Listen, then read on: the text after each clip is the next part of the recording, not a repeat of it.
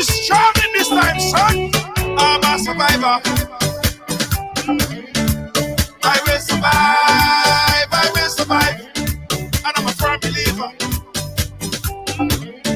We'll forever strive just to stay alive.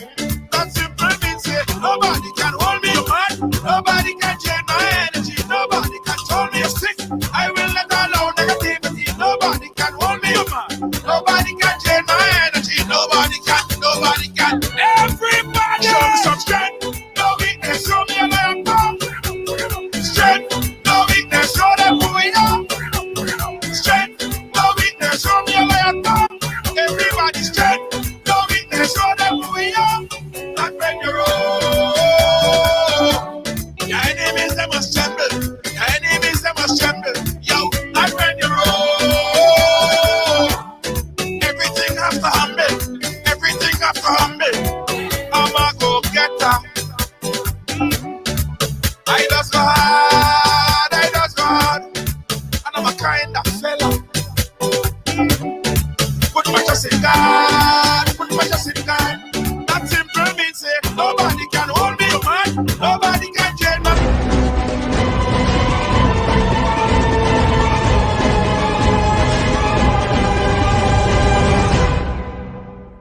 It's beginning to look a lot like Christmas. Is it too early to celebrate Christmas? No, not really. Because on Sunday, November 1st from 6 p.m., Megaforce Promotions presents the massive Christmas in November Bingo Online. And get this, you can win a whopping $20,000 US. Tickets cost only $20 US. Available now on gotofed.com or numerous box offices island-wide. And if that's not enough, look out for live performance by Terra the Governor. Terra the Governor.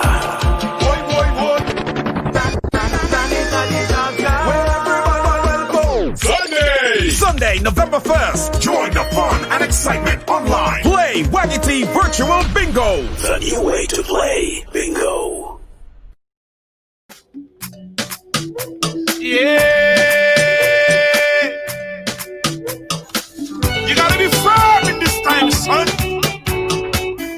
You gotta be strong in this time, son. It's Monday on the ride. Welcome to the ride. Welcome, everybody. Share the thing. Everybody share the thing.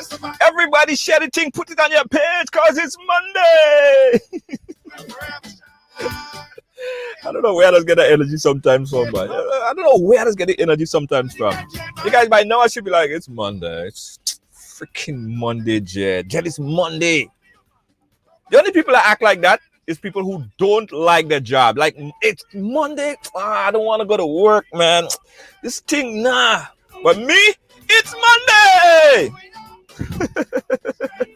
When you love what you do, you gotta be happy and proud. Shout it out loud. It's Monday. It's freaking Monday. Welcome to the ride. Welcome to the ride. It's Monday, guys. Share the thing. Put it on your page. Put it on your page and say, I share Rena. How you doing, Rena, my dear? How you doing? How you doing? Lydia James. What? I don't care what all you say. I don't care what all you say. You see, Lydia James, all you can beat you.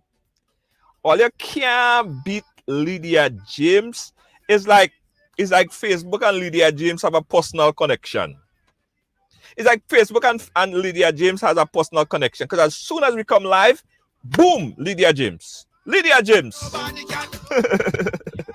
I could say about Lydia James. Lydia James.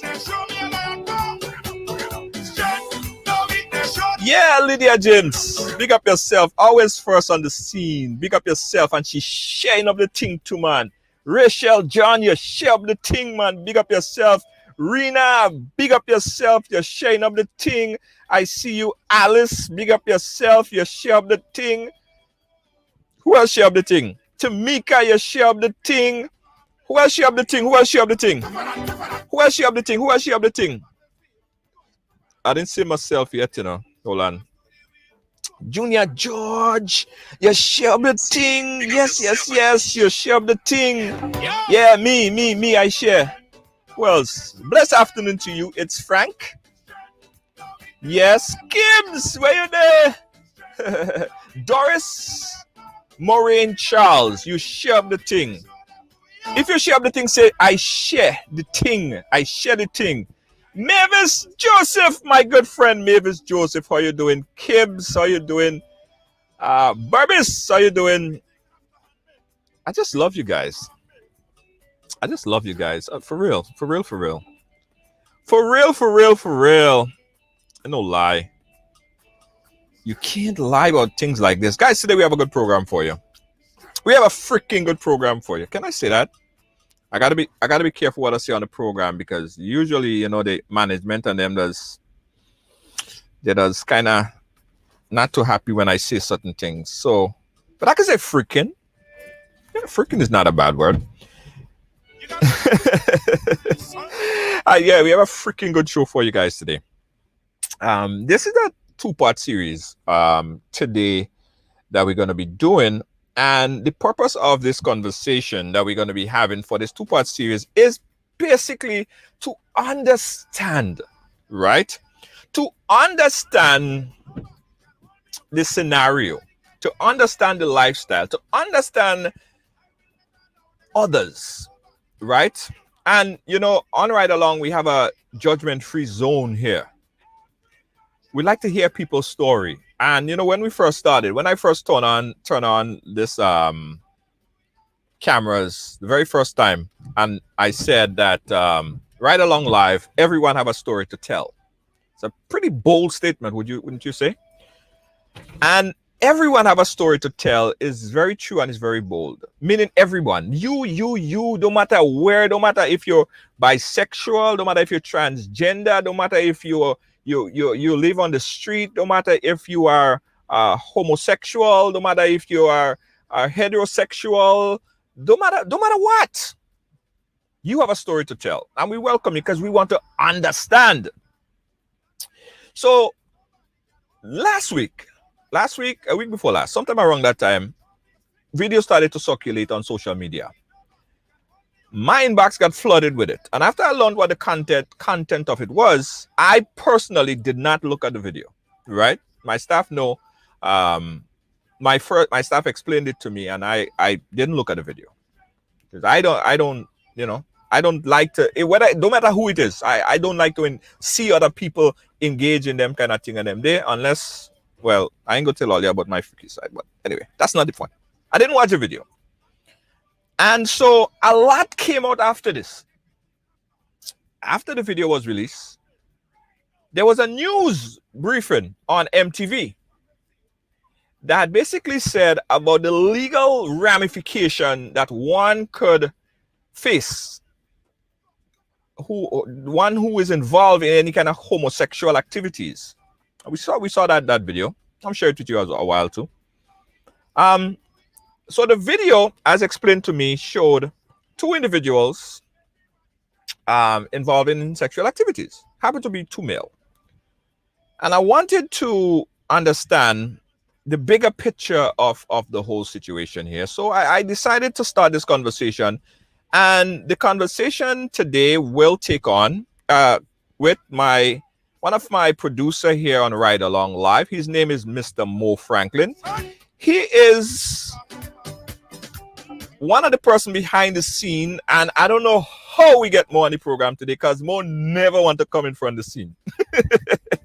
But Mo is here with us today, and I must say from the top, he's an openly gay man, and he's going to tell us his experience, and we'll talk a little bit more. Also to talk to us from a psychological point of view, to get a psychological understanding of this scenario, is, of course, Mr. Augustine Pancho. He is he's been on the program a lot. In fact, everyone knows Mr. Pancho. Has some controversial views, but we love him so much. And we're going to hear his views today. Also, from a legal perspective, we have Mr. Ruggles Ferguson. Ruggles Ferguson, we all know Ruggles Ferguson. He is keen on the teaching of laws. So he's going to present that today, and always from a educational point of view. We welcome Mr. Ruggles Ferguson. And joining us here, she is the undisputable lawyer, immigration lawyer extraordinaire, we have Dione Winter Fundy. And I must add that she's Jamaican, and she been hanging with me so much she started to speak like me. Dione Winter Fundy is also on a panel. I must also say that we did made contact with the young man that was on that video. And for all, let me okay, all right, I just want to check. So we did make contact with the gentleman earlier today, and he said yes, in fact, he will be on the program today. Leading up to the program, he didn't answer our call, so we're still waiting for him to get back in touch with us. That's the young man that was seen on the video. So let's go straight into it, guys. Let's go straight into it with our conversation. This is the video. No, not that video. This is the video that was played on MTV as it relates to the story we're going to be talking about today. Check this out. Notwithstanding that the world is developing in different ways and certain ways of life will be acceptable in one country but illegal in another, people are being cautioned that homosexuality is and continues to be illegal in Grenada. The statement came after a video of two men being intimately involved made its way to social media.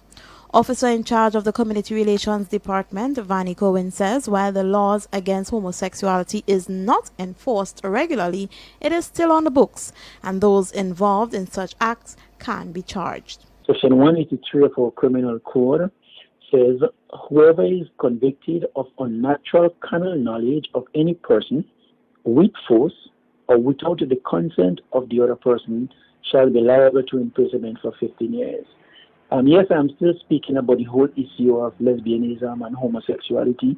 Superintendent Cohen added that until the laws are repealed totally, burglary and homosexuality remains a crime. If any two persons are guilty of unnatural connection, or if any person is guilty of unnatural connection with any animal, every such person shall be liable to imprisonment for 10 years. One may say that the laws in Grenada are ancient. That might be the case, but it is in our law books and it is still the law that governs the land. He further stated that any act done in private is one's personal business. However, once it reaches the public, then the law needs to take its course.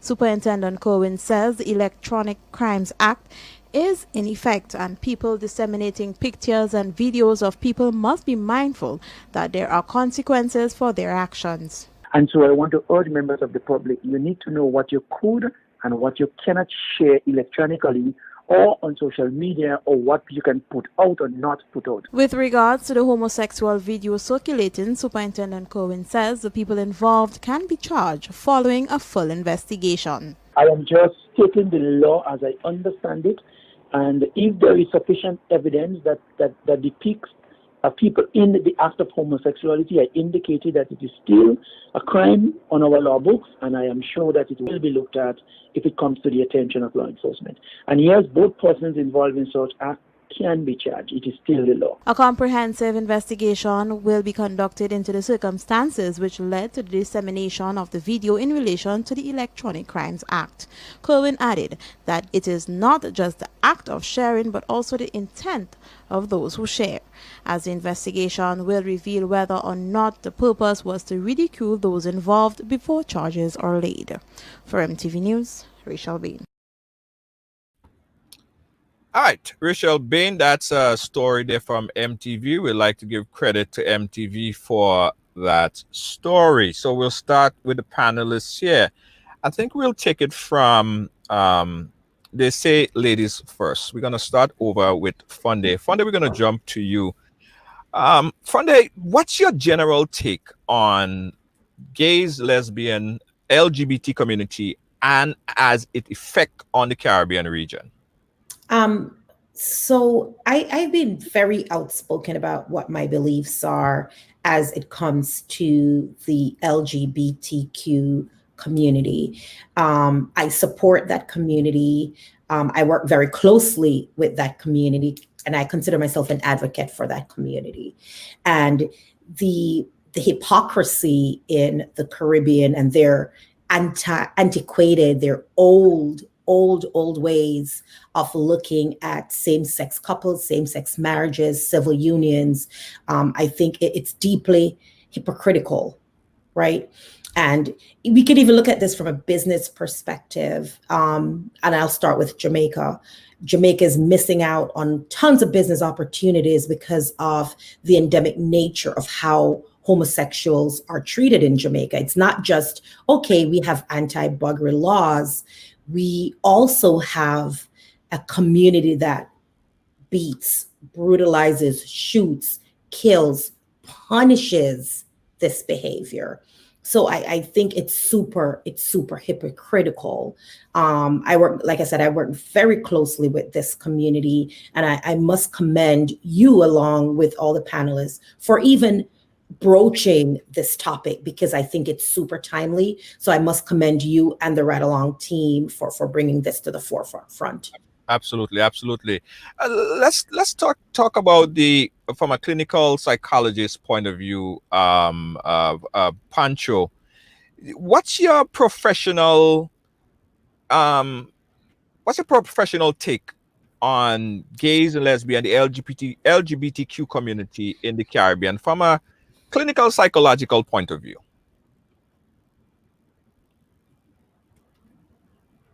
All right, I think Pancho is working on his video there. I think he just dropped off. Pancho, are you there? All right, well, until Pancho get his stuff together. So we'll come to you. From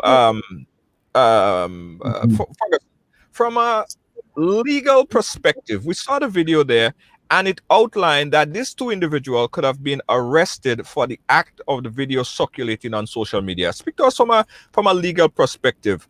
Is this quite possible that this could happen if caught in the act of performing sex in the privacy of their own home? Someone could be arrested for, as far as the law is written right now.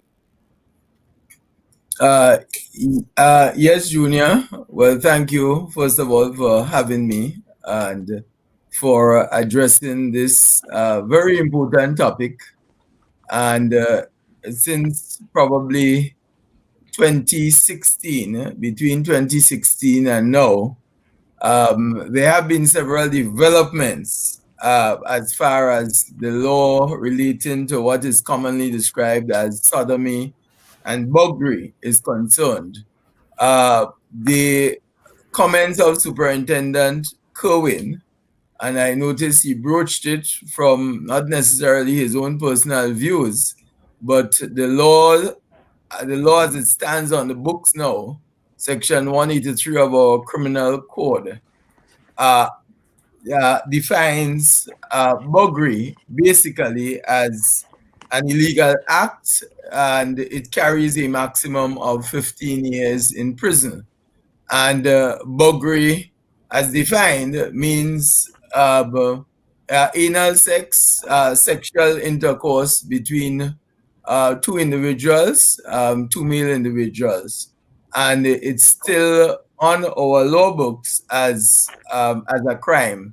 I noted some recent comments by the Director of Public Prosecution, who is the constitutional authority with regard to prosecutions, who has the authority under the Constitution, the supreme law, to stop prosecutions, to take over prosecutions, to continue prosecutions. And his indication, it was in one of the local newspapers, is that no one will be charged for it, despite the fact that it's on the books.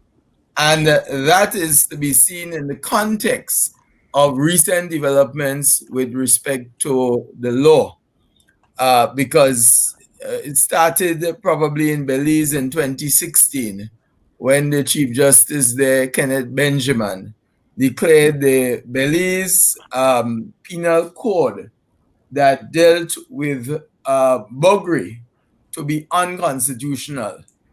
That matter went to the Court of Appeal was appealed by the state to the Court of Appeal, and in fact, in January this year, the Court of Appeal upheld the High Court decision. The Belize Act is similar to the Grenada Act. It's only worded differently. For example, it speaks to carnal intercourse against the order of nature with any person, and it carries a maximum of 10 years in prison. So that was deemed to be unconstitutional. And in Jamaica, in Trinidad and Tobago, there were challenges. And in 2018, the Trinidad and Tobago Criminal Code, the section of the Criminal Code that dealt with buggery, that was held to be unconstitutional by the High Court in 2018.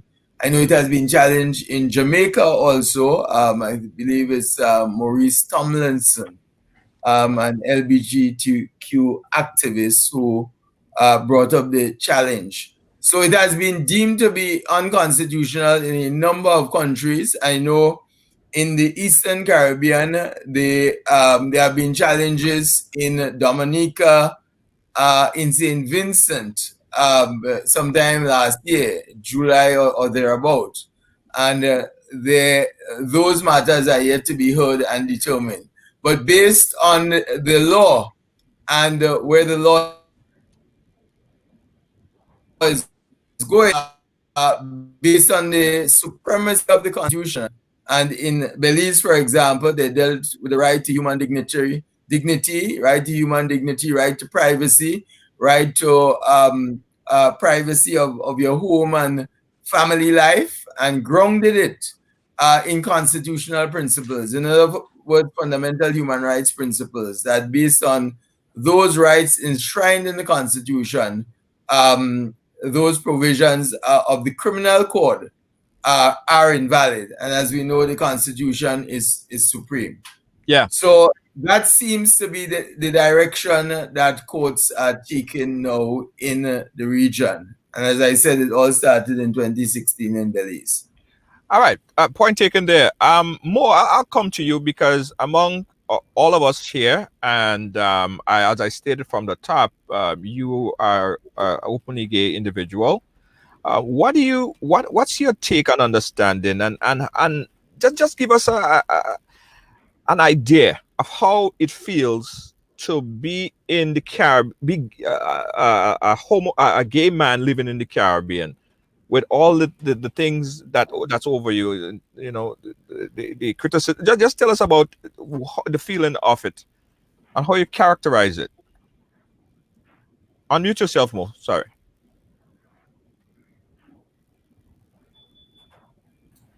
Thank you, Junior. I am honored to be among such distinguished panelists. I have lawyers and I have psychologists, so this is much an honor. So I identify myself as an openly gay man. I'm in my 40s, when I saw the video came into my feed, I instantly went into the thoughts of this young man. I want to know, like, what was he feeling? What was his concerns? I reached out to him.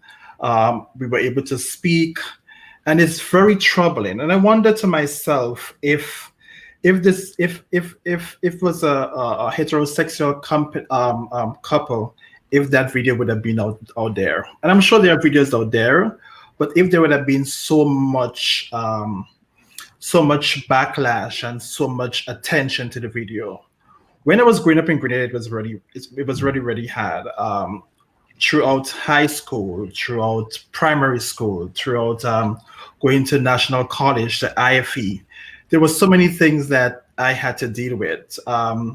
There was times where I wanted to commit suicide because I always thought that something was different. I always thought that I did not belong here because not only feel different, I just couldn't feel accepted. There were numerous names that was being called. There was, like called this daughter and bullet man and all these other things like that. There was so many social anxiety. I didn't want to go outside. I became an introvert. I didn't like it affected my school. It affected the way I communicate. It affected because I was afraid of the ostracized and everything like that. Even me now coming on this show, I had to reach out to my immediate family. I had to reach out to my brothers and my sisters and say, "Hey, I'm coming on the show." You understand? There will be backlash. So there is a family aspect of it also, and people do not realize that families go through this issues. My family and them had to fight for me. I can remember my mom coming to school to defend me, because someone decided to write on my notebook Miss Maurice Franklin, and that has affected me right throughout my adulthood. Even me coming into the US and living in the US, it was really, really, really hard for me to adapt and for me to in my professional career, and even being around Grenadians, and even being around what we consider like going to the clubs. You understand? So you had to build a tight circle. It was a struggle. It was really hard. So imagine what this young man is going through right now, and he's going through a lot. I mean, he cannot leave his house. He's unable to leave his house. He's unable to take the bus to commute. His life is on a stall. His life is he cannot. And I imagine that he probably thinking of committing suicide the way I have been. So it was a struggle. It was very hard to growing up in Grenada when you like that. A lot of people, and I'm sure you probably heard this before more, so you could put it into context for me. People may say, well, why can't you just stop? Like, why can't you just like girls? Right. I get it. I get it all the time. Even now in my adulthood, I get that all the time. You know what? It wasn't a choice. It was. Some people see gay as being a choice. It wasn't a choice. And when people ask me like, why do you choose to be gay? I ask straight people, when did you choose to be straight? Right. There is no choice. I would not choose my sexual orientation if I know I could be punished, if I know I can be demonized, if I know I can be bullied, if I know that it's going to be a hard life for me, going to be a struggle. You understand? If I could be killed, so I would not choose that. Why would somebody choose that? It was not a choice for me. I have never been with a woman. I don't know what a woman feels like, and I'm being honest here. So there was no choice involved. And I knew that I was different when I was growing up. I knew it was. I'm like, why am I interested in this or like this? And I used to put myself in a bubble. I used to try to be in Boy Scouts. I used to try to be other things, and it didn't feel right. It didn't feel good, and there was times when like it takes a toll on me. It takes a toll on me physically. It takes a toll on me emotionally. It takes a toll on me mentally. So it is when people say it is a choice. It is not a choice. For me, it wasn't a choice. Right. Okay. I would like to get Pancho on. Pancho, could you hear me? Pancho, could you hear me? He's frozen. I'm hearing you. It's because my internet is interesting. Yeah, you've been dropping out quite a few times. My internet is acting crazy tonight, Junior. Yeah. Okay. Yeah. Well, I wanted to take it from a clinical psychologist perspective, Pancho. Go ahead. You should be following. Let me see if I can change. Okay. All right. Let me see if I can change my location. Okay, no problem. My internet keep dropping.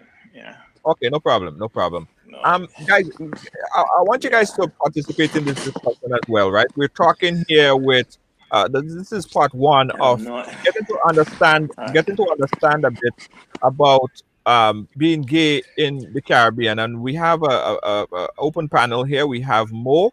We have from a legal perspective, we have Ruggles Ferguson, and we have attorney Diane Winter Funde. Okay, you seem like you're doing a little bit better, Pancho. Are you able to hear me better now? Okay. It's still working it out. Yes, I'm hearing you, Junior. Okay, go ahead, Pancho. If you could just tell us from a clinical psychologist point of view on the Are you hearing mindset. now? Yeah, I'm hearing you. Are you hearing me? Yeah, Okay. Pancho, Yes, are you I am hearing me? hearing you. Okay, I want you to give me from a Okay. clinical psychologist perspective, Pancho, on what goes I on. am hearing you. Okay, Pancho, give me an idea from a clinical psychologist perspective on the mindset or the mind of someone who is going through, who is in the lifestyle, who is gay, or who is a part of the LGBT community. How does the clinical psychologist explain that?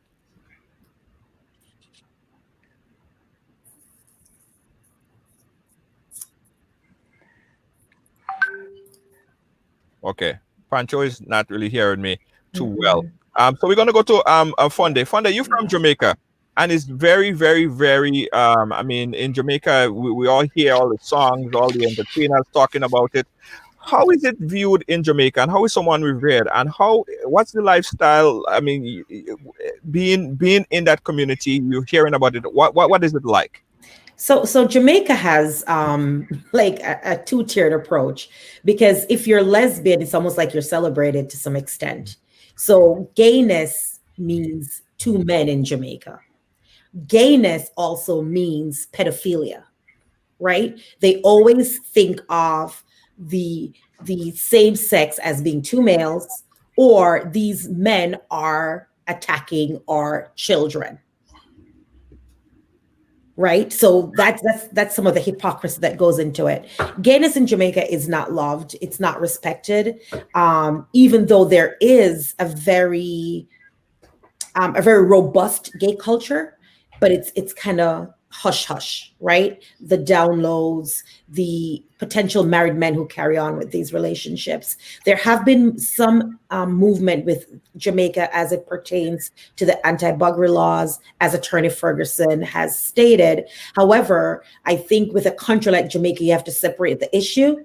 You have to separate the social from the legal, because it doesn't matter what happens legally in Jamaica. Socially, gayness is not accepted. It's not accepted by the church. It's not accepted in politics. It's not accepted in any route. Growing up, I can tell you the names that Mo used earlier: sissy, batty boy, all those negative terms are always used. And our reggae music hasn't really helped. If you remember the famous song "Boom Bye Bye" by Buju Banton, and that was highly celebrated. And to this day, gayness is frowned upon. Most recently, this came to the forefront with Dalton Harris, and I don't know if the audience remembers Dalton Harris. Dalton Harris, he just recently won X Factor UK.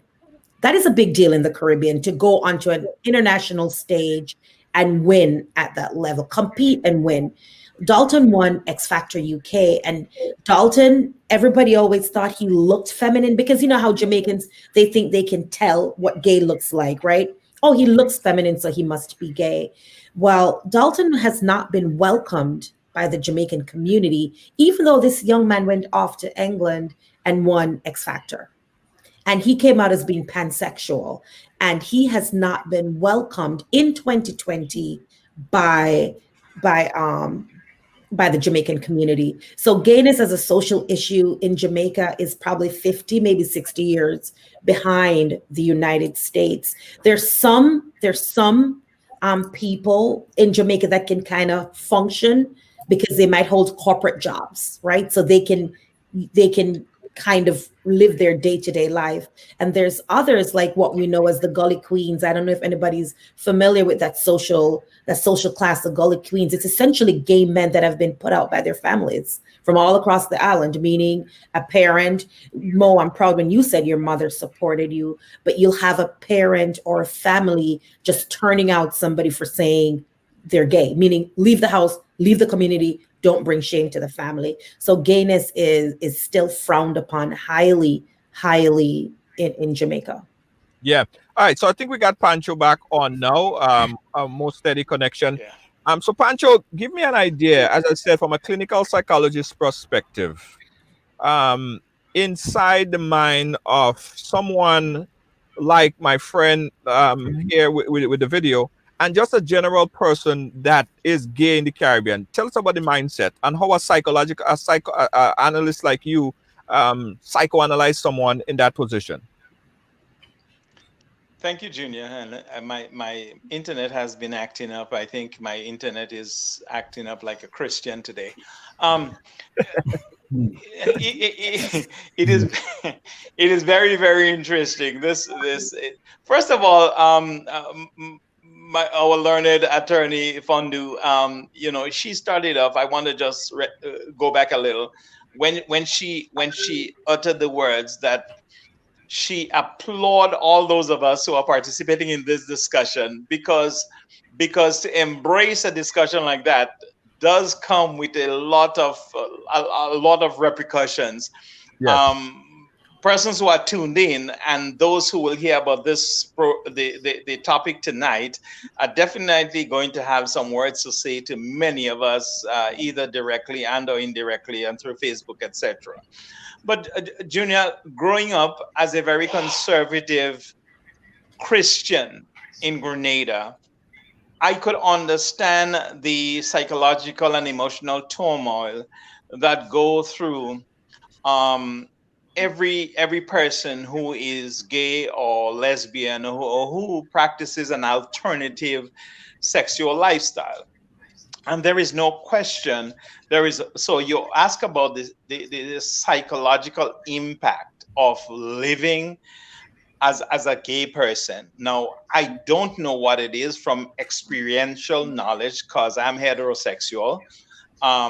However, what I do know based upon my research and treating and talking with and dealing with people, I understand there is a lot of secrecy, there is a lot of embarrassment, there is a lot of isolation. And as a result, persons who and Mo said it nicely, and I'm glad that maybe I needed to listen to Mo also as a person who lives the gay lifestyle. Thank you, Mo, for outing yourself at this forum and also being strong enough at this time in your life to be able to talk, because there are several persons out there, including in Grenada, who are really saying, okay, so you could be gay really and be proud of it. And I think Junior just getting Mo to agree to be on the program is really, really a good thing this evening. Now, so the psychology about it is that there are two things happening here, and let me quickly talk about them. One, there is a religious, ultra-religious community where Grenada stands. 53% of Grenadians are Roman Catholic. The other 47 are Protestant of religious faith. So almost 99.9% of the Grenadian population follow one form of religion or the other. From that perspective, there are so many religious biases, and I know that the religious community is going to get out now. There are so many religious biases that hinges itself and finds authenticity in the Bible. So a person who is living or who is gay and chooses to live the gay lifestyle, I kind of differ with Mo a little. Mo says that he didn't choose to be gay, and he's right. However, I think that the research says that there are people who are gay, but they refuse to, or they are forbidden to practice the gay lifestyle. So in such a way, they are probably debarred of being their truthful self, right? And so that's where I kind of just take a little difference with Mo. However, there is the religious and the legal aspect of being homosexual or gay in Grenada. And then there is the side in social justice that says that we should be free to exercise our right to sleep with whom we want to sleep. And from the professional and psychological side, this is probably one of the sides that I take in my practice as a psychologist, because I sometimes make the comparison with people who drink. I do not drink, but I do not condemn the people who drink. I am a heterosexual, so I dare not condemn the person who considers himself or herself to be gay or lesbian. And so this is, let me finish this thought. So this is the great psychological battle that continues to wage against gay and lesbian in the Caribbean and yes, in Grenada. Go ahead, Junior. Right. So sometimes do you find your personal experience contradicting your professional experience? Because it's in a long discussion one time we were talking about if someone were born gay, is there such a thing as being born gay? From your professional yes, right. Yes, Junior, let me say this here. The research is still out there. However, what I do know is that one, people are born gay. And I want to say bold and clear. Many people believe, okay, well, maybe it's because of some traumatic experience in your early childhood, maybe an overpowering mom or a punishing father may cause you to lean towards the side of being gay. Well, maybe that might have some environmental stronghold to it. However, the research also says that people are born with the tendencies. They're born gay. I look at children who are not exposed to trauma, who have not been socialized by a gay or lesbian couple or parents, and from the time they can walk, they show signs of certain sexual orientation. They didn't learn that from the environment. It therefore means that came in their genes or somewhere in their biology. And I think a lot of Christians battle with that understanding because they want to believe that because, the Genesis story of creation, God created us and man, etc., how Genesis puts it. And they are of the opinion that everything else, and that's why the laws are so antiquated. Thank you, Fondu, for talking about the antiquity of the laws. And unless we have change in laws, we are going to continue to have the battle of freedom of sexual expression. Okay? Yeah. But children, Junior, and I wonder, the research is clear that children are born gay. All right. There's no question about it. More, I'll come to you on that one. Right. Do you think that as a child growing up, do you think at that very early age you had, as a child, kids don't have sexual tendencies. Right. In one way or another. At what point do you think that someone's minds get shaped to being more as a male or more as a female? Do you think that there's such a thing as being born gay? Well, yes, there is a thing as being born gay. I am a product of being born gay. From since I was 2-3 years, I knew that something was different. Going to pre-K and things like that. I had inclination. I mean, the way I speak, like some people say, effeminated. The way my mannerism. The way I was not getting into boys' games and things like that. I was more inclined into having girl toys. So I knew that something was different, and that was from since at the age of 2-3 years. So there is a thing of being born gay. There's the other side, and Dr. Pancho allude to that. There is the environment. So we talk about nature versus nurture. So for me, it was a nature thing. It was in my biological being, but there is also the nurture side, and there are some like there are some a gray area in that aspects, but I I think the way somebody, I mean, if they label themselves gay because of being born that way, or because they have been in positions. I could think about like somebody being in prison for many many years. I have worked with students, and like in conversation they would tell me like I have been a black young man. I've been in prison. I get the attraction and things like that. I could think about like it, where there's like like somebody might experiment because they want to, because they were being forced to do it. Um, but I don't know if these. I think it's based on how the person label themselves. But there, I mean, there is the nature and there is the nurturing side of everything in life where the environment can influence you. But definitely there are instances where people are born gay, and for me, I was born gay. I knew from a very early age that who I was and why I was different from what society perceived.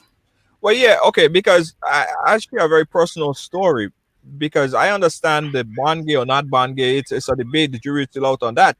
Um, because it's still a debate, right? But I know situations like for myself, I've dated someone up until the end of high school, and when she was when we graduated high school, we 17, 18 going up the road over there. Then she turned gay. I don't know if she said that she's turned gay. Well, she was gay all along. So what happened there? Right. There are people who are, whether they get to a point in life that they're being experimental about the other sex. So Right. it's not a blanket that you could throw on everybody's sexual orientation. There are people who just trying it. They're sexually inquisitive. Wouldn't that also be a point that is contradicted Well, about being born gay? Well, the thing is that I mean, in your case, she could have been born gay, but because our society it doesn't make it acceptable, she will go to the other side.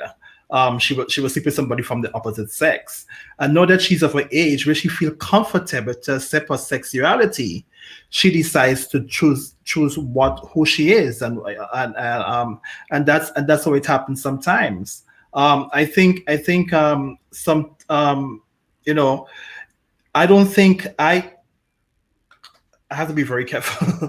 I think that I think she was born gay because society put it in a way that you have to be with the opposite sex. So she probably been with you going up into high school, afraid of the backlash, afraid of all the discrimination that she will experience. And when she reached of adulthood, she was like, you know what, this is me. And I think that probably the case. Yeah, let's bring back the attorney here on this part of it. Um, I'm trying to look at a legal perspective because I know you come from that point of view. But Attorney Ruggles Ferguson, do you have a personal perspective that you want to share? Well, not really a personal perspective as such, Junior. You see, what is interesting that this discussion is taking place in 2020, because as Dr. Pancho indicated, and my other colleague, these topics were considered even up to just a few years ago as taboo topics. Even just taking your mind to the Grenada referendum of 2018, there was a provision there to introduce gender equality, and that created so much controversy because it was seen once the line went out there that that is a shortcut to introduce gay rights and gay marriage in Grenada. And it was voted down. I mean, it was difficult once that perspective was thrown on it, gender equality, and you had all these technical definitions. You know, about the aim of bringing in a new constitution that in which gays in our Christian religious-based societies will have certain rights, and people were totally against it. And it comes from the religious background. However, the Constitution is based, fundamental rights and freedoms under the Constitution is based on protecting individual rights, protecting minority rights. So, for example, this whole concept of non-discrimination against gays, you know, lesbians, homosexuals, call it what you wish, is grounded in our case in Section 13 of the Constitution, protection from discrimination, protection from gender discrimination. And there's a powerful lobby now in the world, international lobby that promotes gay rights. And of course, there's a powerful religious lobby. I know there have been, for example, demonstrations in St. Vincent in Barbados over attempts by gays to get the court to declare certain rights. So what I'm saying, it has been a challenging area over the years, but it's grounded in protection by the Constitution, under the Constitution. So, for example, the issue of buggery, that's part of our laws. But remember, the Constitution is the supreme law. So what the Constitution says in Belize, that listen, consented adults in the privacy of their home, it is not the business of others. Yeah, but I know, stick up in right there, consenting adults, right? Most times you hear of men having anal sex with their wives, right? Does that fall under illegalities under the Constitution, or just if you're having anal sex with another man or animal? Well, the focus is on same sex, unnatural connections, or Trinidad. The Jamaica law, for example, describes it as the abominable crime of buggery. That's actually in the criminal code. Well, what is the equivalent of the criminal code in Jamaica? It's referred to as the Offenses Against the Person Act, and it carries 7 years imprisonment maximum. In fact, in Grenada is more. In Grenada is 15 years. In Belize is 10 years.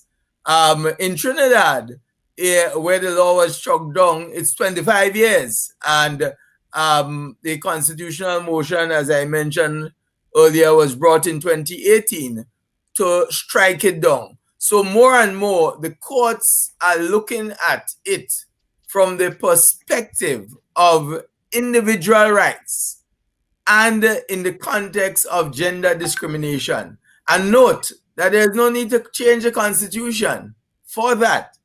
We are dealing with the same existing Constitution that has been around since the 1970s. And in those very constitutions, people are seeking declarations. So unlike where, for example, there was a move to constitutional reform in 2018, and people say, well, constitutional reform, when you introduce gender equality, then what you are opening up the door to is same-sex marriage, same-sex union. Then that is proven to be not so. And why? simply because constitutions are not interpreted the same way as ordinary acts of parliament. Constitutions are interpreted in keeping with the times. They are interpreted in a what you call broad and generous manner to give full effect to the plenitude of rights under fundamental rights and freedoms. And therefore, no, the folks from the LGBTQ community have used the existing constitutions, not amended in ages, to then further their rights. There was a matter before the Inter-American Court on Human Rights, and that's part of the OAS setup. There's a matter from Costa Rica because it has several implications. It's not just about what people see as the moral aspect of it, because the government of Costa Rica at that time had gone to the Inter-American Court on Human Rights for an advisory opinion on the question of its obligation as a state with respect to the property rights of same-sex couples. So, for example, under our laws, if you die intestate, that is without a will, your spouse is therefore entitled to half of your property, and if you have your children, then those children are entitled to the other half in equal shares. What is the effect, for example, of a same-sex union there in relation to property rights? In relation to, for example, transgender rights, that's where you change your sex and your name and so your birth certificate says what your name is at birth and says what your sex is. So Costa Rica then raised the issue of the obligation when somebody now becomes an adult or at whatever point in their life, suddenly change their name and then they have a different sex. So it has so many legal implications that countries are now coming to grips with. And coming to grips with it in the context of unpopularity among, especially in the Caribbean, among the voters as to the recognition of same-sex unions. So it is a matter that involves a lot of discussion. As I say, it is a powerful lobby internationally, and that lobby now has had the effect of even imposing sanctions against countries if they run afoul of the what is seen as gay rights. So there are so many implications. It's just, we tend to just discuss the moral aspect of it, or what people see as the moral aspect of it. But there are so many. For example, what are the rights of children who are adopted by gays? Are they considered children as children defined in our law, which would be the children of a natural male and a natural female? So what is the effect of that in terms of inheritance? If a gay couple, for example, adopts children and then leaves children and that one die, then what are the rights of the children as far as inheriting property is concerned? So it's a plenitude of issues that surround this issue, and it's good, Junior, again, I must say, that you have the courage to open up a debate, just a discussion on this issue, because people react to it in a very emotional way, and tend to look at it strictly from a religious perspective. No, I get that, and I mean, judging from where we were to where we are right now, we came a long way. I remember the very first time on Ridealong, we did an interview with a transgender. It was the very first time we did have a discussion on that, and I remember almost getting death threats for bringing on someone to share the story of transgender. I was told, "What am I trying to do to the Caribbean?" It was crazy, but that didn't stop us. The person came on, that particular program garners so much support, which brought me to the idea. Well, so much people against it, but they all want to learn and understand. So let us continue to bring the narrative. Let's continue to share those stories. And today, when we have this discussion today, it is not as explosive as it was the first time around. People are more accepting of understanding their story. And I think that is kind of going in the direction. But based on this video being released, and I must add that we are not here advocating that the young man or anyone for that matter should do sexually explicit content and share it all over. I'm totally against that. I'm totally against the fact that this guy put out a video like that anyway, or anybody for that matter. I'm totally against that. So we're not advocating for that. But we are advocating for human rights. People, allowing people to be people and not trying to meet them where we are. I'm heterosexual and I'm not trying to tell somebody to be like me. And someone that's gay, they can't tell me to be like them because I'm not. So I'm trying to meet people where they are, not where I am. And funny, and I thought, what is it like in Jamaica? I want you to talk from it from a legal perspective because you also a lawyer. Is it different from what you see in Jamaica than what Ruggles was speaking about in Grenada? So it's very similar to what Attorney Ruggles was talking about. I also wanted to go back a little bit, and when he talks about all the plentitude of problems that we see when as far as people dying intestate. In Jamaica also, there's a lot of contractual obligations. For example, there are businesses that are refusing to rent to gay individuals if they want to have a gay event. And it doesn't mean the event is going to be gay by any means, but the assumption, or I should say the conclusion, is that if an alleged gay person is renting a venue, and this was highly litigated in Jamaica because they wanted to rent the convention center for an event. And it was thought that it was going to be a gay event. And so there was a lot of back and forth about whether they would rent this. But I think we're seeing some of the same concerns that Attorney Ruggles talking about, even in the healthcare field, where we have gay couples in Jamaica and one goes into surgery. You can't really identify as, oh, that's my wife that just went into surgery and I'm allowed to make all these decisions, because those kinds of relationships are not recognized. So all of what Attorney Ruggles is saying is now playing out in Jamaica. Another part that to layer this even more are those returning couples, returning residents. So for example, I leave Jamaica, I have moved abroad, and I have learned to exist in this really accepting environment, only to return to Jamaica thinking, here I am, I'm coming back with my partner or my significant other who's of the same sex, and I'm running into a lot of hurdles because the rights enjoyed here are not enjoyed in Jamaica. Yeah. So couples that are returning home also have to be careful. I also want to point out that we were talking about whether children are born gay or not. In Antigua in particular, and Attorney Ruggles, I'll look for his support on this. In Antigua, the Antiguan buggery laws punish minors. So if there's a minor that is found to have engaged in same-sex relationships, there are laws on the book that calls for a 5-year punishment for minors. Remember, the general conclusion is, minors don't have the intent to commit certain crimes, but these laws do call for the punishment of minors if they engage in homosexual activity. And I love that Attorney Ruggles framed it on the constitutional rights, but I think the Caribbean, we have to go a step further. We have to openly say that these are bad laws and they should be off the books.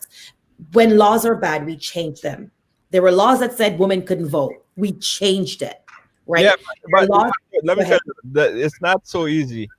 Because a lot of that's a political, very, very political move, and a lot of politicians, I see, they're not ready to take on the subject of gay and changing laws as it affects gay, because it's going to hurt them politically, at least for now. Prime Minister, I think, Junior, in the Caribbean, what we need is maybe the right victim. We need the right person. Typically, when laws change, it's because it affects the ideal victim. I think that's what we need for the Caribbean, is for the ideal victim to kind of bring these kinds of lawsuits. And I think even as attorneys in the Caribbean, I don't think we have a lot of bold attorneys that are saying, let's push civil rights or human rights on the agenda. And that is the question I want to ask. That's not a big agenda item in the Caribbean. I spent 6 months studying there, and it's not like here where we're talking about civil rights and human rights. I don't know, Attorney Ruggles, how it is in Grenada, but I can tell you in Jamaica, if somebody is offended or somebody calls you gay or somebody won't rent something to you, there's like a workaround. There's the workaround. There's no advancing or having these open conversations about human rights or civil rights. Right. And I'll put that question out there to the whole team. More you're going to jump on it, but I want to ask this question. You could answer it in the context of what you're saying. Someone posted there, gay rights is not human rights. Okay, then what is it? Gays are human. Animal rights? What is it? What is it? Gays are people too. Gays are just like me and you. So it is human rights. There are gays in different races. There are gays in different religion. I mean, I'm a Catholic. I was commune. I was conform. You understand me? I was an altar boy. I sang in the choir. So I did all these things. I'm a human being, and if I identify myself as gay, then I should have the rights also. But let me talk about the buggery law, and I think that's where because it is in the shadow, because it is there on the books. It doesn't create people of the LGBT community to go out and express when they experience discrimination. When I think about the history of the buggery law, I mean the country who installed or who enacted a law, they don't have it no more on the books. So why do we have it in the Caribbean? Why do we have it in Grenada? That's a question.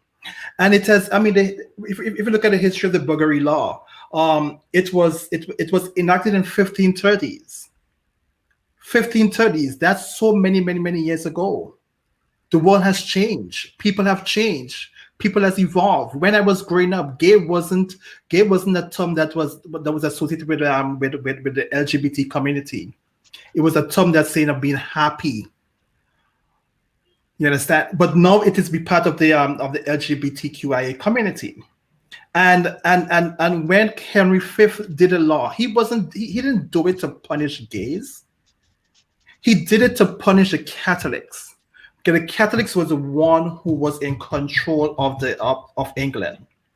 And he said, listen, they had laws before the buggery law in 1530s, where gays, where people who committed sodomy was being burnt alive and killed. But he did it because he wanted to punish the Catholic, because they were the one who was in control of England. And if you look at Henry VIII, he was a murderer. He had 6 wives. Every time he had a wife, he was able to go and marry his side chick. And the reason why he did that, because the Vatican and the church was not allowing him to get married to his side chicks. And he killed 2 of them. He killed 2 of them. So you had a murderer, you have an adulterer, you have somebody who killed the same man who worked with him on these laws. He was doing these things to get back at the Catholic Church.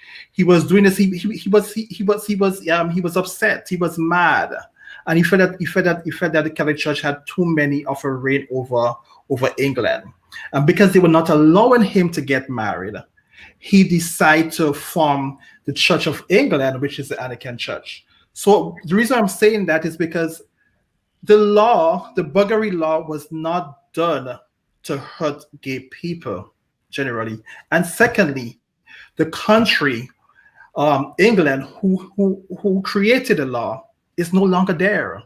So why are we having these laws in the Caribbean? Why are we having these laws in Grenada? So we have to understand our history and why it is important that we do not need these laws in Grenada anymore. Country, I'll come to you there, and if you could touch on the gay people saying that gay rights is not human rights, but also what does it say about buggery being, you're getting 15 years or so? I think Ruggles said a lot of years in jail. you're getting more time in jail potentially for having what they call it, abnormal sex or gay sex. That's more time than people get for killing someone. What does that tell us about a society? Very, very interesting, Junior. Very, very interesting. So, let me start off by saying yes. Gay rights is human rights, and whoever thought of and or wrote the question or the comment and say that gay rights isn't human rights really does not understand the human capacity. Because when you understand the human capacity, you understand that rights are not privileges, but they are rights. You are entitled to them. And gays are entitled to the right to their sexual orientation preference, or to have sex with whom they want to, consenting adults. We lay that platform already. And Junior, we're not here promoting either way. We are not here promoting heterosexual relationships and or gay relationships. We're just talking about the psychological effects and also the legal aspects of what it is to be gay in the Caribbean and what it is to be gay in Grenada. Okay, so the religious community continues to struggle with this. We struggle real bad. Interestingly, Mo, I don't know if I'm sure you are. Recently, within the last couple of days, the Pope. So I want to echo this, Junior. Now, in the hearing of 53% of Grenadians, that is like 54,000 Grenadians who are professed Roman Catholics, right? The Pope, if you read what he said, he's not promoting the gay lifestyle. No, that's not what it is. Neither are we. But what he's saying is that people who are born gay or people who live the gay or lesbian lifestyle, they are people too. They have rights, and part of their rights is to be treated equally, fairly, and to obtain all of the privileges and rights and freedoms that every other person enjoys. And this is instructive. This is instructive for us to understand, because too many times we see, and that's how the wording of the law is, the unnatural connection. Okay, sodomy, buggery, years in prison because it's unnatural. I believe, Junior, that consenting adults have the right to sexual expression the way they want to. Bottom line, I do not want anyone to legislate for me in my heterosexual relationship what I should or should not do with my partner. And yeah, that's a point right there. Ruggles, same question to you, because this is very clear. I mean, the law is stricter for gay sex than a lot of things like abuse and domestic violence and drinking while intoxicated, killing someone, cold-blooded murder. I don't know, probably cold-blooded murder is more, but it's pretty close to to having sex with your gay partner. Why is it so? Why is it so? Yes, well, again, remember it's an old law. It's a law from the colonial era. It has been on the books for quite a while. I have not known anybody to be charged under that section. It's not a section in which, people are regularly charged. I mean, because part of it is that the evidence exists in the privacy of one's home. So if it once it's consenting adults, then you would have a complainant, basically, as you would have, for example, in a situation where there is rape or an allegation of rape, there will be a complainant. The person alleged to be raped then will complain. If you have a situation where two gay individuals go out in a public space and commit a sexual act, just like heterosexuals, that would be regarded as indecency because you are doing it in a public space.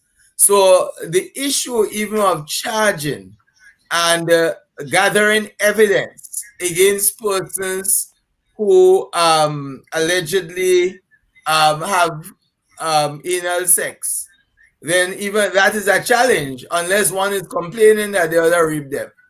So to the best of my knowledge, I've not known anybody to be charged under that section, as a matter of fact. So even keeping the section on the books, there are issues as to its own utility in keeping it there. But the number of years imprisonment is a reflection of how the authorities then viewed the act in the context of religion.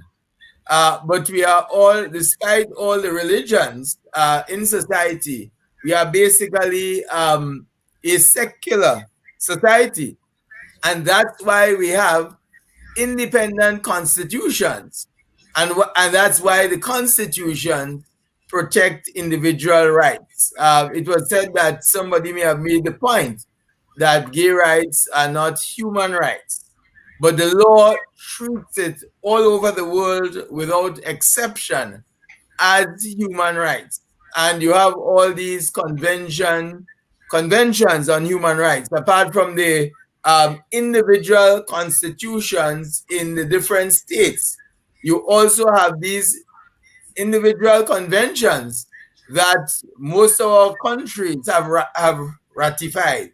So, for example, you have the Inter-American Convention on Human Rights, that deal with gender equality, all of these concepts, human dignity. And therefore, even from these conventions, the gay activists, the LGBTQ activists, use these conventions, which are essentially human rights conventions, to say essentially that gay people are people too, and as a people, they are entitled, to dignity, to privacy, and to live their life in accordance with how they see it. And as the gentleman indicated, that some people, it's not a lifestyle that they choose, but they are born into it, and that's their natural disposition, and the law protects that. So while it is in the book in Grenada, is interesting, as I said at the beginning, that the DPP himself said that there will be no charges laid against these individuals, because notwithstanding the fact that the law is on the books, yes, but those laws have been declared to be unconstitutional by several courts throughout the region, in Belize, in Trinidad. In fact, there was a matter brought before the CCJ now, and that's the original jurisdiction of the CCJ, by the same Maurice Tomlinson, a Jamaican human rights LGBTQ activist. And he challenged the immigration laws in Trinidad and Belize, now in the context of freedom of movement, because he said essentially what he was arguing is that these laws prevent the admission into the country of gay people, that you can be denied admission on the airport on the basis that you are gay, based on the laws in Belize and Jamaica.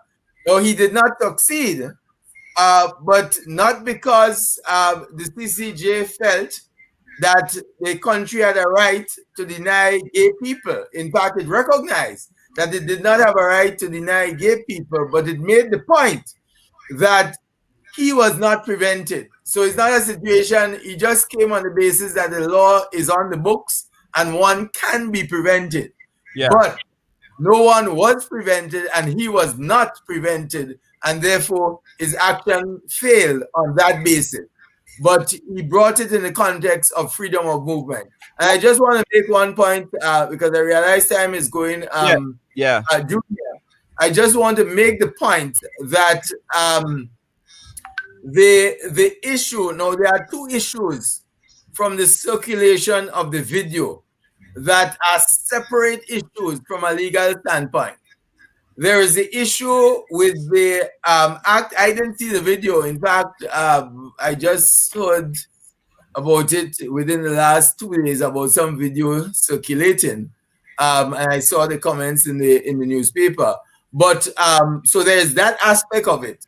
Whether two persons of the same sex engage in sexual activity can be charged under our buggery laws, and technically the answer is yes, because the buggery laws are still on the books, and even though it has been set aside in other countries, it has not been formally declared in our courts to be unconstitutional. So that's one issue. But who is the complainant? Well, that's the point that I'm making. That no, normally there will be no complainant, but the video is circulating. So in that case, the evidence is out there, and on that basis, the two persons can be charged. Because and I'm speaking here, technically speaking, under the law, they can both be charged. However, that issue is separate and apart from the circulation of the video now. That has nothing to do with buggery laws. That has nothing to do with same-sex individuals engaging in sexual activity that is seen as unnatural connection, that is seen as unlawful. That has to do now with the circulation of that video. And that other aspect falls under the Electronic Crimes Act. Right. Yeah. I got that. The video. Yeah. Right? Whoever created it, yeah, involved in sexual activity, that is outlawed by the Electronic Crimes Act. And in fact, the Electronic Crimes Act carries very stiff penalties, ranging from between $100,000 and $200,000 to $250,000. Yeah. So that is very separate and apart. So it might have been a video taken in private, and then somebody gets it, circulated it either maliciously or otherwise. But the mere fact of circulation under Grenada law carries under the Electronic Crimes Act a separate offense. I got that. Yeah. More you wanted to come in here. Go ahead. Yeah. So they would not charge the young men in the videos because it has been documented because of all these human rights laws and all these laws that all these organizations that Grenada had had signed treaties with. And not only that, countries in the Western world like the US and UK, they will not allow it because they will hold back funds from Grenada charging these young men based on the buggery law, because it doesn't fall under the human rights thing. But in 2011 in Grenada, there was a 41-year-old man who was charged under that same law, under the same buggery law. And I think he was having sex with a 17-year-old young man. They did not charge him. They dismissed the case because the consenting age for anyone in Grenada was 16 years. And the reason why they dismissed the case, and the DPP was upset at the time. The reason why they dismissed the case is because the US said that if they do that, they will be holding back funds for them. So that's all because of the pact and I think that all the treaties they are saying when coming to human rights. But when coming to civil union, it is very important for gays, and I'm so happy that the Pope talk about it. I don't think it will get any further. I think the Pope is a liberal Pope, and there's so many pushbacks. In the US, people accept it. In UK, they accept it. In Europe, they accept it. But Africa and the Caribbean will not accept it. The doctrine of the Catholic Church doesn't accept gay marriage. There's so many things that the Catholic Church doesn't accept. But the civil union is very important because when you are with a partner for so many years, it's very important for you to have that person in case of death, to that person in case of doing to do with medical, to know medical, when you go to the hospital, know your medical history, they can give that information. So if I have a partner and I'm in Grenada and I happen to be going and do surgery and I'm not responsive and things like that, it's my mother that have to come and say something, or my sibling. But the person that I have been with along how many years will not be able to be in the room with me. In terms of going for a job and being discriminated against, we need this. We need this. And then, for insurance purposes in the U.S., I had the privilege of being on my partner insurance, and these are things that is very important. And even the idea of adopting children. I mean, sometimes you want to have kids. There's so many kids outside there that are being neglected. They are not taken care of. They're in foster care. And if you have like gay couples who can adopt them, and it has proven that they have given them great life. They didn't turn the kids gay. Studies have shown that they have given them great life, great education. They're able to grow to be the great men and women in society. So I think it's very important for the civil union, and I mean, I applaud the Pope for saying that, but I hope that it goes further than that. Yeah, guys, again, we're having this discussion here, and we will, I promise you, this is part one of the discussion. We have a new panel next week. We're going to continue the discussion because there's so much to be said. There's so much, and we understand that a lot of people are in the chat and a lot of people are making insulting remarks, and we don't want to muzzle people and their opinion. At the same time, it's just a point of being respectful. All right. You're not gonna learn anything if you're coming in here and you start spurring hate. If you have something negative to say, just kind of keep it to yourself. At least for this year, because if you have an opinion, I mean, we're not saying not to voice your opinion, but being disrespectful about it, you don't learn anything, and nobody learn anything from you. So you don't have to be disrespectful. But at the same time, we're not asking anyone to be heterosexual or gay. It's your perspective in life. And also, we want to open up the phone lines. We're going to take 2 calls. And I know we're over time already. The lawyers have to go. Pancho have to go. So we're going to close it off shortly. So we open up the phone lines. The number that you could call if you want to have a say on this topic right here, you call this number 718-701-5720. That's 718-701-5720. Funday, what do you want to add to the enormous amount of information that we shared? I just want to say we should stay out of people's bedrooms. It's that simple. These laws are antiquated. I do not, and I agree with Dr. Our psychologist, Dr. Pancho, earlier when he said, I don't want anybody regulating my heterosexual relationship. I don't want to regulate your bedroom or anything. And I just want to add to, Mo pointed out in 2011 that the law was enforced. It was also enforced in Jamaica in 2013 when 2 males were caught naked in a car. And they were consenting adults, same age.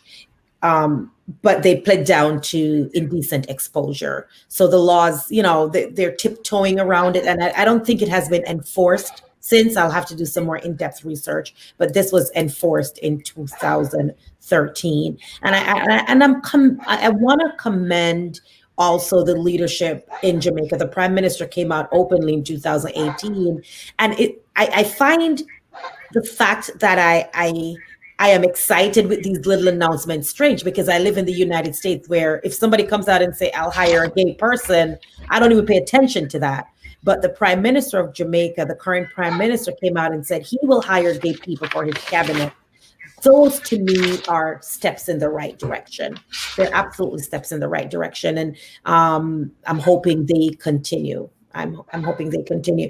As for immigration laws in the United States, they're friendly. They're welcoming to same-sex couples. So I want to see some of those laws in the Caribbean. Yeah. And Pancho, we're going to come to you, but I just want to make this point, right? I saw someone said something in relation to They hate gay people. They don't like the lifestyle and everything negative to say, right? Fire, the regular narrative. But do you know that the phone that you have possibly using right now, the head of Apple, the CEO of Apple, Tim Cook, he's an openly gay man. There are many gay people in positions of industries, and you are using the products you probably don't even know. So the idea is it doesn't make a difference if the person is gay or straight, is an individual. What they do in their bedroom have nothing to do with how good the iPhone works or how good the Samsung or whatever works, right? We have to get to the point where we just accept people for who they are. They're not coming and anyone that come and abuse kids, I have problems with it. Whether you're gay, straight, or indifferent, whatever. If you're gonna go mess with people, children, I have a problem with that. Right? If you're gonna go rape somebody, I have a problem with that. But I cannot bring my mind to have a problem with somebody doing something in the privacy of the bedroom. I can't go there. Like, what do you do in your bedroom is your business.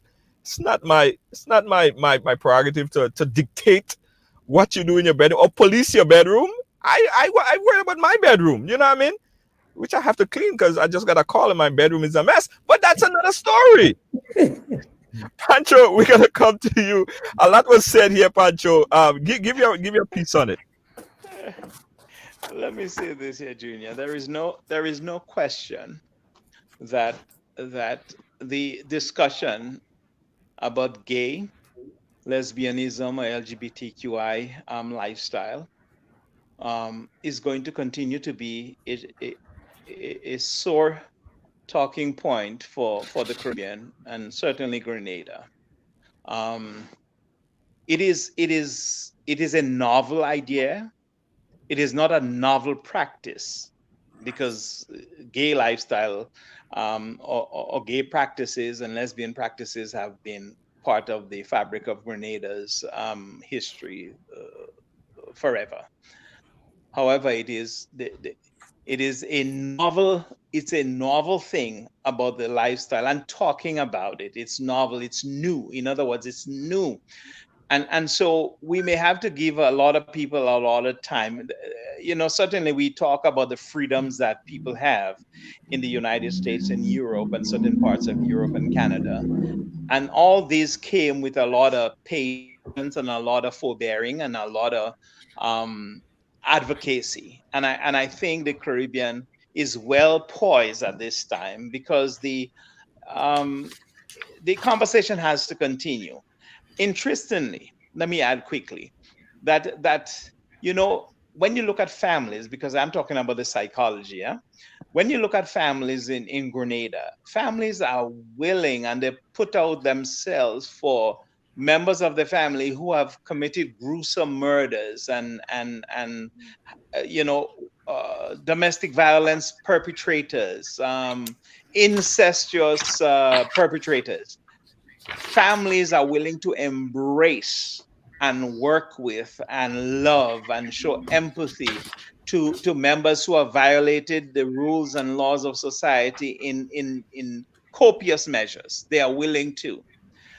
But if somebody finds out that their child and or their neighbor is homosexual, gay or lesbian, that flips they flip out and they are willing to ostracize their flesh and blood over sexual orientation and as we have already articulated, we have to now educate. So there is a lot of need for psychoeducation of people and the concept of homosexuality and gayness and where the origin, where it originates and how people get to be part of this lifestyle.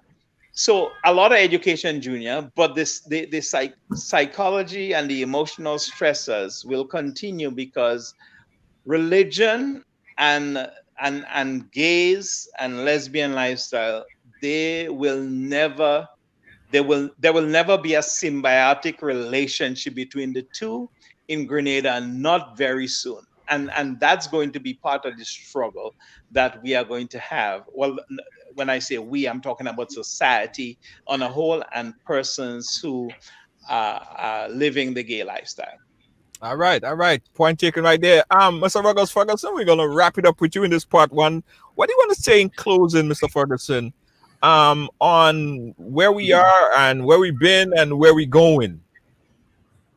Well, where are we? I think this topic is now on the front burner, and that is specifically because of the line of cases in the Caribbean since 2016. The line of cases in which the Bogri laws have been declared to be unconstitutional, and the challenges that the LGBTQ group throughout is waging in every Caribbean island. I think the strategy is to challenge the laws in all the Caribbean islands. So there's that legal human rights aspect to it, but there's also the political aspect of it, the political economic aspect to it. I remember a few years ago, there was a cruise ship coming to Grenada, and it was said that the cruise ship had, well, it was a gay cruise. And, many people were saying, hey, stop that cruise ship from landing in Grenada. We can't tolerate this in Grenada. But what that could have caused if you tried to stop the ship, there's always a backlash because the LGBTQ community, that's a powerful lobby internationally. So there's the legal human rights aspect to it, but there's also, and more referred to it, about economic sanctions being imposed, because the reality is that it is a powerful lobby that one cannot ignore. So, like before, even where you had these reggae singers and so going out there and singing openly, what you find that they're banned in certain places from performing as a result of that, and that has to do with the power of the lobby. You didn't have that before, so it's a complex issue, because you're dealing here with people's emotions, people very deep-rooted religious and cultural beliefs, and this seems to be going against the grain, of people's, what they see as their whole moral compass. And so the debate, but the discussion has to start somewhere.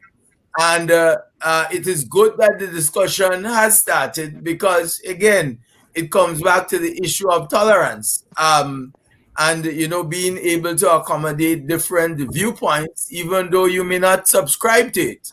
But that is what human rights is all about. That is what fundamental rights and freedoms under the Constitution is all about. So it's either you want fundamental rights and freedoms, you can't be selective about it. It's either you say it must apply, but then you can't say if it applies, it must only apply to a certain section of society that must benefit from it. Yeah. It is phrased in a way that everybody benefits, and that's just part of the reality of life. So true. But so it's good, Junior, as we said earlier, that the discussion is taking place. No doubt there'll be different viewpoints, and it's good that people are expressing their views, negative or positive, good or bad. I think all of that would lend to the whole marketplace of ideas out there, and finally we can, possibly come to a consensus position. Yeah. Where people at least are tolerant. Point taken. Can I just say something? Can I just say something quickly? I know we have to run. Dr. Pancho alludes to the fact that when children commit other crimes, that parents are wrong and parents are always there supporting them.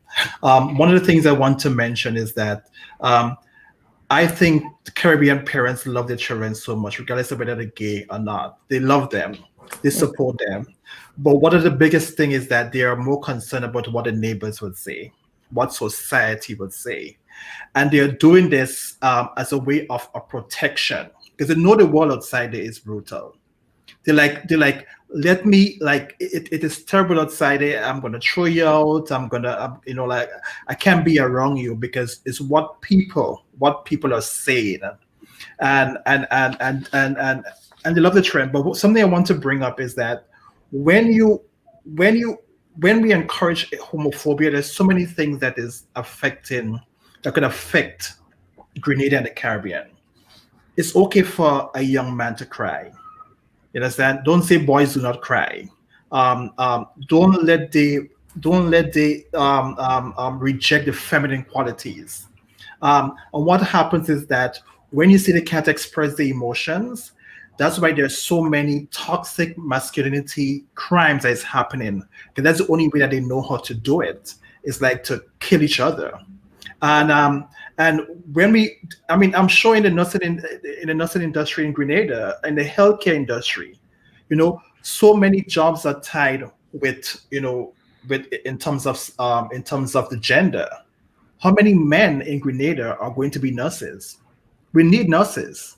How many men are died outside there are being nurses? How many men are being teachers? When I was growing up, most of my teachers were female.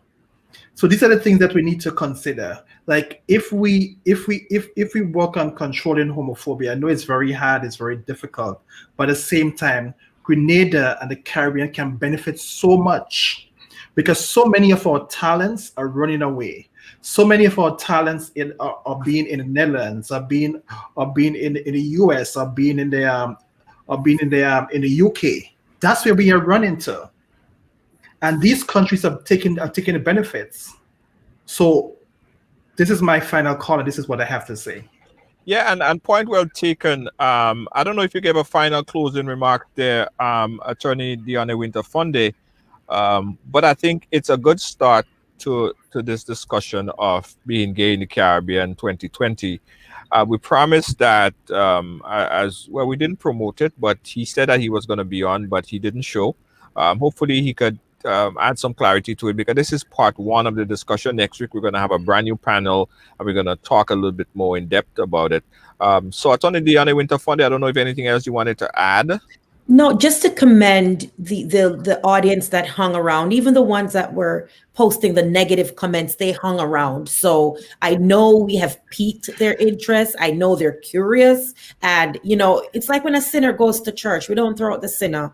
So if somebody wants to participate in this discussion, even if they're anti-gay or anti-homosexual, at least they hung around and made their remarks. So I'm hoping the conversation carries on. And again, to Mo, kudos, and to you, Junior, and the rest of the panel. Thank you so much for even having me on the show. Absolutely. Thank you so much. Ruggles Ferguson, we good? We got closing from you. We got closing from Mo. And everybody, thank you guys so much. This has been a very, very good conversation, and we are going to do some more. Ruggles, you're always there when we call, and we appreciate you so much, my brother. Thank you again. Yes, thank you, Junior, and all the best to the panel. All right. So, guys, I did a snap poll, right? And I was asking everyone, do you think that someone is born gay? And the consensus here in the instant poll is that 32% of you guys said yes, you believe that someone or people is born gay. Someone is born gay, and 68% says no, you don't think that someone is born gay. That constitutes about 61 votes, 61 to 29 votes, 32% to 68%. So plenty of you don't think that people are born gay. Regardless of if you believe people are born gay or not, right? I believe that there have to be a certain level of respect that we all have to appreciate. Just like as a black person, right? We have to fight the battle of being black, and we have that going and finding a job. Sometimes our white counterpart get the job before us because we are black. Now think about it like this, right? A gay person who didn't choose their lifestyle, Because I'm doubtful that someone would say, you know what? They're killing gays all over the place. They hate them. People, I saw a video where they stoned somebody. Could you imagine stoning somebody? They're stoning people. And you know what? I want to be that. No, I don't think that it's a conscious decision that somebody makes to be gay. There's something deeper. There's something inside, and I think it's during the birth process. I'm not sure, and I'm not a psychologist, and I ain't trying to act like or sound like a psychologist, but it has to be something in their DNA, something in the psychological birth process. And that's my opinion. That alter their thoughts of sexuality, right? And that is not a conscious decision. And the conscious decision, the only conscious decision here is how we react to it. Because your brother, I'm not putting it on anybody, but your brother or your sister could be gay too. It doesn't pick people that's outside of your family. So what? If your brother or your sister or your cousin or a family member come and say, I'm gay, you're gonna hate them too? You're gonna say kill them too? You're gonna stone them too? No, I'm doubtful. I mean, some of you guys might, because hey, you just hate the lifestyle so much. But a lot of you wouldn't. A lot of you would grow to appreciate and love them because you understand that is their lifestyle. What they're doing there, you love them for everything that they do with you. What they do in their bedroom is totally personal, what they choose to do. The most that we have to do is treat everybody as if they're your family, they're your brother, they're your sister, and appreciate everyone. I mean, there's so much evolved. So much has evolved from the time we know and understand about sexuality. Remember, as Diana Winterfund say, and the panelists alluded to, that Buju Banton was singing "Boom Bye Bye" and all of that stuff. When he came out of jail and he made his Buju Banton concert all over the Caribbean, he didn't sing that song not one time, because he evolved, right? He further understood the difference of accepting people. He probably met a couple gays and lesbian or gays in prison as well.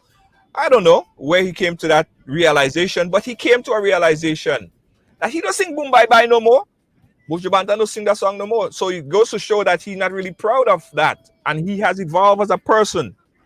Our mind kind of have to evolve, and even if we don't like gay, even if we don't like the lifestyle, hey,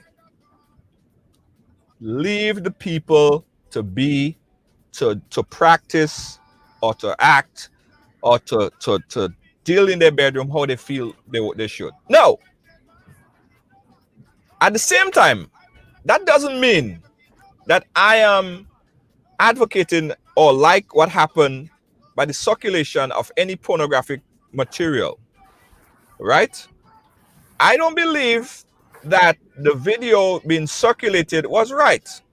Whoever circulated the video, right? It's wrong. I don't like that at all. I don't like it at all. Keep your personal thing to yourself. What you do in your bedroom, keep it to your bedroom. I know a lot of us like to, well, not me. I mean, I don't videotape anything. I'm scared of cameras. After this camera is turned off here, I put a cap on it. And I turn my phone, when I go to sleep, I turn my phone down like this. So not even the camera know what happened in my bedroom. But people videotape this stuff and they put it out there. Of course it's going to go viral. People love those type of things. And yes, people love them type of things, because you know what? As much people as I saw, even some men who say they hate gay and boom bye bye and fire and all of this stuff, when you go into social media, it's like all of them watch the video. So if you're so anti-gay, right? If you're so anti-gay, if you don't like gay lifestyle, nothing at all, what are you doing watching the whole video? You could explain what he was doing, what he was drinking, how much of what he drank. You interested in finding out? Some people is sexually curious. But here's what I'm saying in closing. I said a lot to say this. I'm scared of cameras. I'm dead serious. I have a cap on this camera right now. It's done. I just clip it. Nobody knows what I do in the back of my car. Anyway, that's another story. But here's what I'm saying, guys. I say all of this to say this. Let people be. This young man who was in the video, which I don't endorse, that was released. This young man is getting death threats. He said, I am fearful for his life. He said an enraged young man came to his home asking for him and was acting very in a hostile manner. Like you wanna beat up the boy. For what? Yeah, you don't like the video. Yeah, he disgusts you. Why are you watching the whole video so far to get so enraged about it? It's like people that watch Ridealong and say, I don't like Ridealong. I hate you. I don't like to watch you. But you're watching the whole show to do a live about me of how you hate me or how you hate watching the show. Just don't watch it. Don't let it take on your whole entire day. Don't watch it. Don't let it consume you. Come on, man. It's just, to me, it's common sense. You got so enraged by this guy's video, you stopped drinking Guinness. That's crazy as shit. Why you watch it for? You watch, I didn't watch it. I didn't watch it. Lynn and my producers, they explained to me what happened in it so I could articulate on it. But I don't like it, so I don't watch that. So I wouldn't be enraged in it. I don't know what it is. But you got so enraged. You watched the video, you got so enraged to want to go beat up the man for it. You're crazy your damn self. Listen, Olio, stop that. Olio, stop that. Stop it right now. Stop it. Leave the people to be what they have to be. And at the same time, if you're gay, straight, lesbian, whatever, don't be making videos and putting it out there. Right? Telling you that straight up. What's happening in your bedroom, let it stay in your bedroom. Enough said. I'm gonna get some memes. I could tell. I could feel it. I could feel I'm gonna get some memes. Let the memes go. Anyway, guys, I gotta tell you this. Ridealong Live is a place where everyone could share their stories. Everyone have a story to tell, including you. So I want you guys to tell your story, share your story. And if you have a business and you want to advertise, like my friend here, he's having a bingo, massive bingo, Waggity virtual bingo. $20,000 to be won. $20,000 to be won. Waggity bingo. You guys got to check it out. $20,000. Get your tickets right now. Also, we got to tell you, if you have an event, right? And you know, a lot of people right now, what's happening, funerals happening, and people need service stream for private and personal or public event. You could call Ridealong Family. Ridealong Family, that's exactly what we're there for. To stream your private, personal, or public event. It's called Ridealong Live. If you have a funeral, a wedding, anniversary, whatever, virtual event, we could stream it for you. Ridealong Live, best rates in town. Just say you saw it right here and we give you the best rates in town. That's what I'm talking about. Ridealong Live. Also, guys, I got to tell you about this. We are giving two families a chance to do a $500 shopping spree in a supermarket in Grenada. One in Grenada, one in Carriacou. I think the deadline is Wednesday. Deadline is Wednesday to submit a nomination, and you could win $500 shopping spree. Ridealong Live. Yeah, we're doing it for you. We want you guys to nominate someone. But if you want more information on how to nominate, we'll tell you. You could inbox me and I'll tell you. Also, I got to tell you about the hand sanitizer. Get your hand sanitizer. Hand sanitizer, bottled by the Grenada Distillers Limited. Get your hand sanitizer. Take it with you. Small and it's very good. 70% volume, alcohol by volume.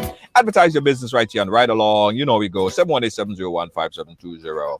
I have 2 commercial breaks, guys. 2 commercial breaks, and I have something else to say after I come back. Don't move. We'll be right back. It's beginning to look a lot like Christmas. Is it too early to celebrate Christmas? No, not really. Because on Sunday, November 1st from 6 p.m., Megaforce Promotions presents the massive Christmas in November Bingo Online. And get this, you can win a whopping $20,000. Tickets cost only $20. Available now on gotofed.com or numerous box offices island-wide. And if that's not enough, look out for live performance by Terra the Governor. Terra the Governor.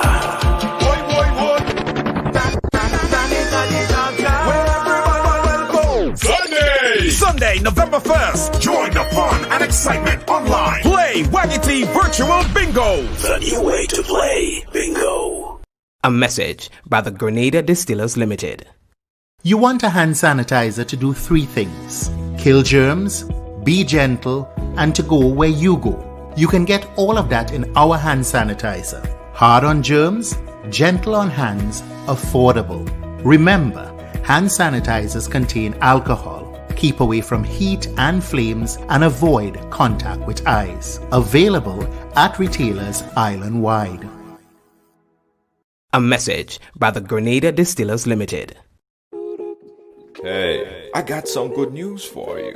Looking for a passionate immigration lawyer with experience that spans over 2 decades? Someone trusted that served immigrant families just like yours? Well, look no more.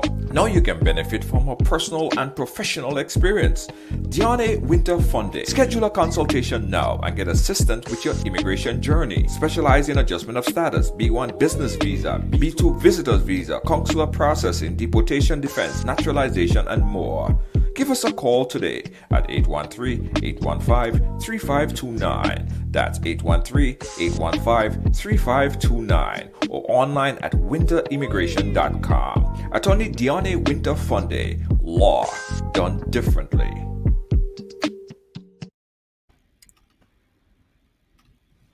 Again, guys, thank you.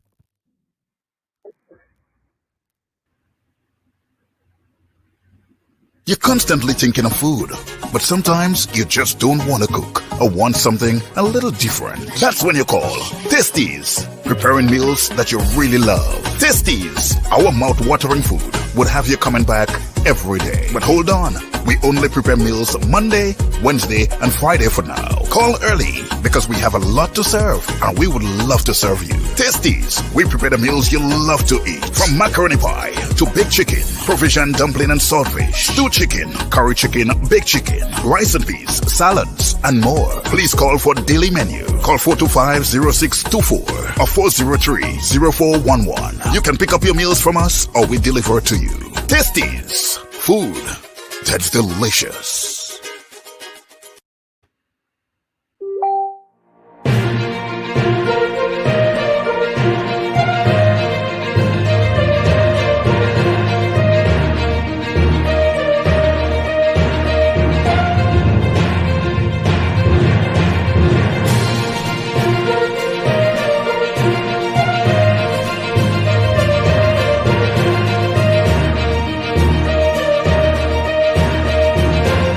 This is Ridealong Live, where everyone has a story to tell.